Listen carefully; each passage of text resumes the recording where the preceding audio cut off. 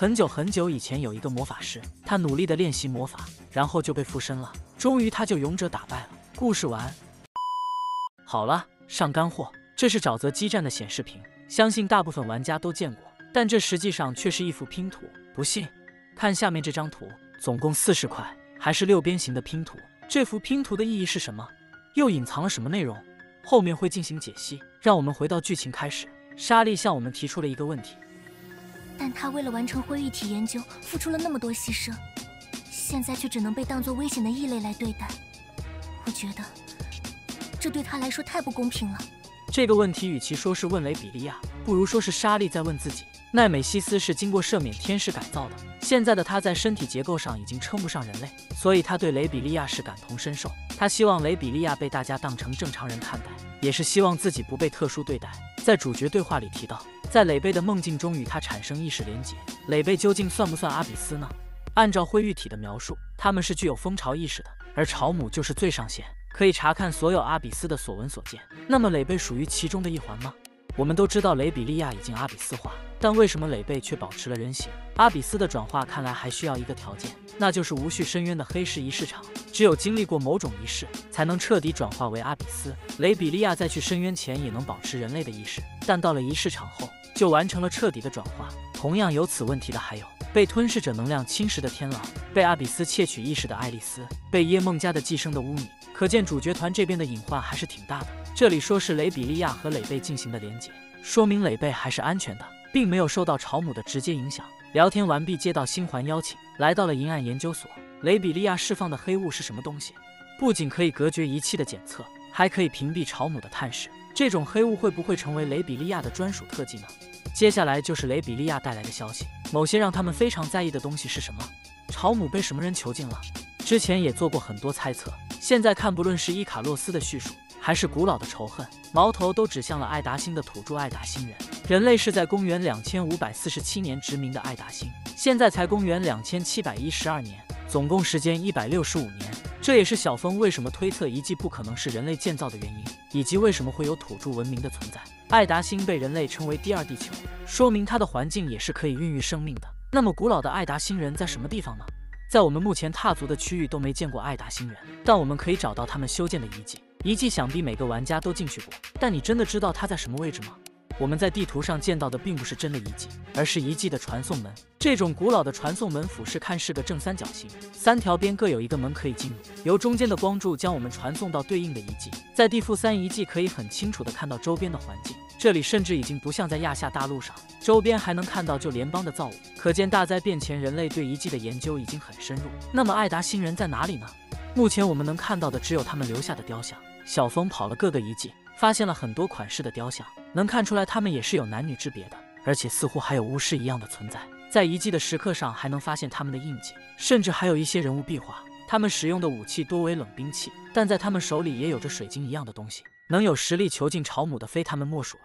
从他们的躯体可以看出，他们的身体很像赦免天使，也是因此小峰才推测活体金属来源于遗迹，而赦免天使正是基于艾达星人诞生的。值得一提的是，在遗迹里也有灰玉体的蛋，有人说这是蝎子蛋，小峰还特意去查了一下，蝎子是穴居动物，虽然是卵生，但表面不会出现这种藤状物。为此我也去了沙漠的蝎子巢，在这里反而没发现蛋的存在。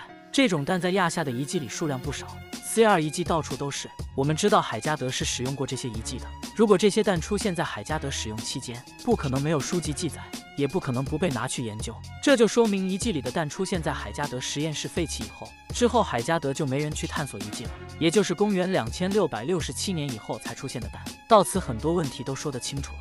在艾达之子的电脑上发现了时间井，但我们只看到了前面的几个就被删除了，说明后续可能记载了全部的遗迹位置。在遗迹里我们也能看到艾达之子，显然他们对古文明很有兴趣，艾达之子对遗迹感兴趣，所以海加德才派弗兰茨调查遗迹。那么在调查过程中必然也会碰到灰玉体的蛋，也就是说海加德也是知道遗迹里这种蛋的存在。在和维拉建立联系后，得知维拉不仅出现了这种蛋，而且还出现了孵化出的个体，果断派摩克小队前往秘密调查。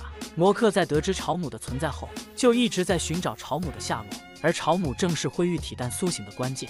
那么朝姆又是哪里来的呢？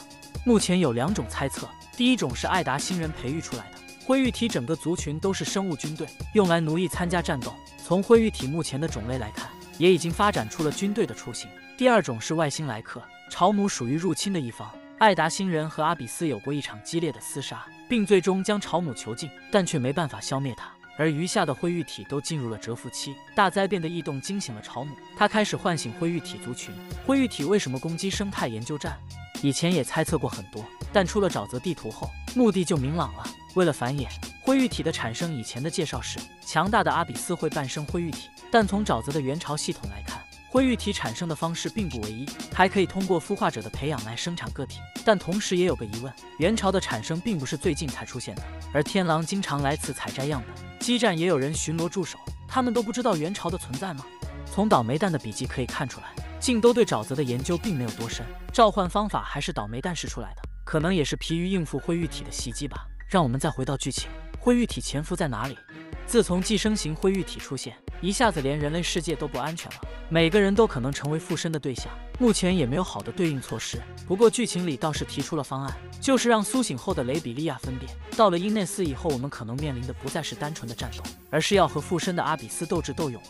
这个时候，雷比利亚苏醒了，但朝姆也能。他说朝姆也能听到我们的谈话，他的所见所闻，背后的朝姆都会知道，那么就说明朝姆也已经知道我们去过了无序深渊，还知道雷比利亚寻找磊贝，也知道晋都发生的事。在完全转化为阿比斯后，雷比利亚基本就相当于朝姆的耳目了。但也有可能做这些事的时候，博士用黑雾屏蔽了。这个黑雾还真是万能啊，专门修复剧情罢了。不过像朝姆这样有智慧的存在，难道会注意不到雷比利亚的异常吗？后面就知道了。在剧情里不止一次提到朝姆被伊纳斯的海底之物吸引，海底之物究竟是什么？需要万千子嗣去释放它。这里很显然少了关键的信息，释放它指的是朝姆，但他想让万千子嗣做什么才能释放它？找到海底之物，然后海底之物就可以释放朝姆。这次剧情里对朝姆的描述依旧是零碎的。首先是雷比利亚说朝姆被囚禁在黑石的牢笼里，黑石就是无序深渊的那种材料。既然黑石牢笼是囚禁的朝姆，那么无序深渊囚禁的就是灰玉体，因为人类的第三都市计划而苏醒。既然是囚禁，无序深渊的主人又是谁呢？在无序深渊中存在着仪式场，之前推测是阿比斯完全转化的关键。从这点看，大眼睛建筑是属于阿比斯的，但整个无序深渊就像牢笼一样，把灰玉体困在了空间里。不过奇怪的是，为什么只是把他们囚禁，而不是消灭呢？是因为艾达星人和阿比斯战斗到最后已经濒临灭绝了吗？还是说阿比斯对他们而言并不是很强的威胁，只是困起来就足够应对了？现在我们都没见过艾达星人，显然前者比较靠谱。阿比斯具有时空穿梭能力，而且强大的阿比斯都有自己的领域。我不认为艾达星人在对战中能占到上风，更倾向于两者同归于尽，这样才方便后续人类的登场。阿比斯会是高级文明派出的生化军团吗？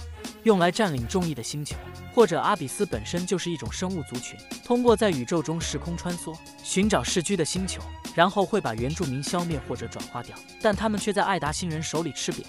朝姆也被囚禁了起来，余下的灰玉体被封印到了深渊里，直到人类的到来重新唤醒了他们。目前我们见过的灰玉体已经非常的多样化，种类高达10几种，按这个态势发展，以后遇到的灰玉体会高达20多种。